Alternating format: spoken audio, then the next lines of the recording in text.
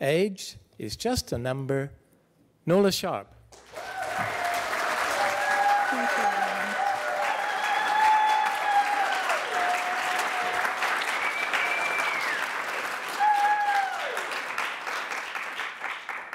I am 73 years of age, and I'm here to let you know that I haven't grown up yet.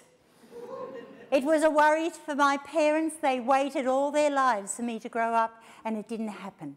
So that worrying role has now been taken over by my children and my grandchildren.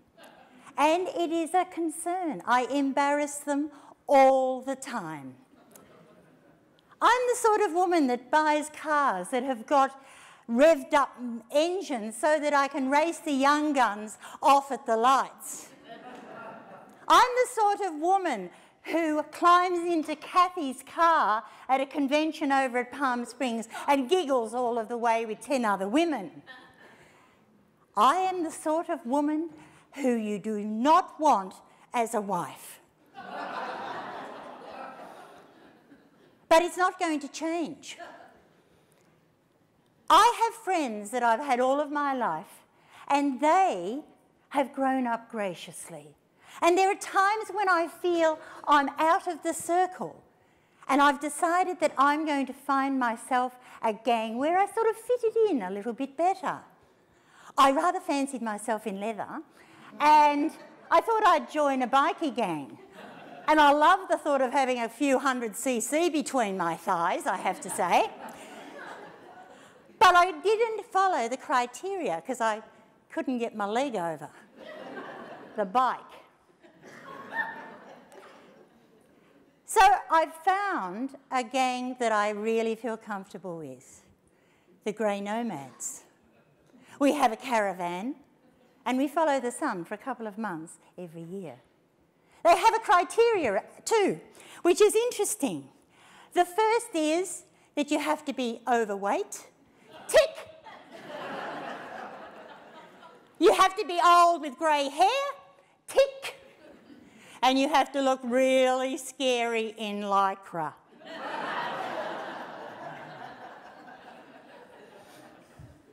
When you're a grey nomad, you tell yourselves lies all the time because we live in this delusional world. We say to ourselves, I will not have to write that down. I will remember. Doesn't happen. There are times too when we were younger and we got lucky. How many people remember how good that was? And it used to put a smile on our face and we used to get a bit excited. These days, when we get lucky as a grey nomad, it just means you can walk into any room and actually remember why you were there. Every night we have happy hour. And during that time, we plan what we're going to do the next day. This year, somebody suggested that we go to water aerobics. Now, I was a bit excited. I've never been to water aerobics. And we go everywhere as grey nomads together in large numbers. We can destroy the quiet ambience of any restaurant just by walking in the door. And I want you to imagine carload after carload of lycra-clad over 70s. And I'm sorry for that cringe-worthy mental picture that may paint for people that are much younger than I am. And when we get to the indoor pool, we are advised that Susie O'Neill used to train in this pool. And I looked at my lot and thought, my goodness, they're about as far removed from champions that you could ever imagine. But we were wanting to get ourselves a reputation. The actual fact was we did get a reputation, but it was far removed from what our expectation was. We get to the pool and we lower our ample frames into the pristine, chlorinated, thankfully warm waters of the pool. And we see a whole group of young people up the other end. And we walk towards them and create a tsunami-type wave behind us. That we survived, thankfully. And I thought, why are so many young people here? And then I found out why. The instructor walked in. How many people are familiar with the term eye candy?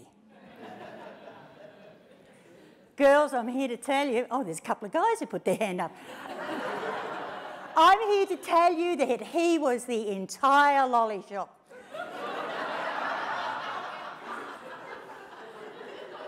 The first instruction that this godlike creature gave us was that we were to hang on to the rail around the pool in a straight line and lift our legs high. Can I tell you, we did that really, really well. We did it really, really well. His next instruction, however, caused a bit of a ruckus, because he wanted us to go in a circular motion in the middle of the pool in a clockwise rotation. Now, I bumped into some of my mates who got that all wrong as they went anti-clockwise.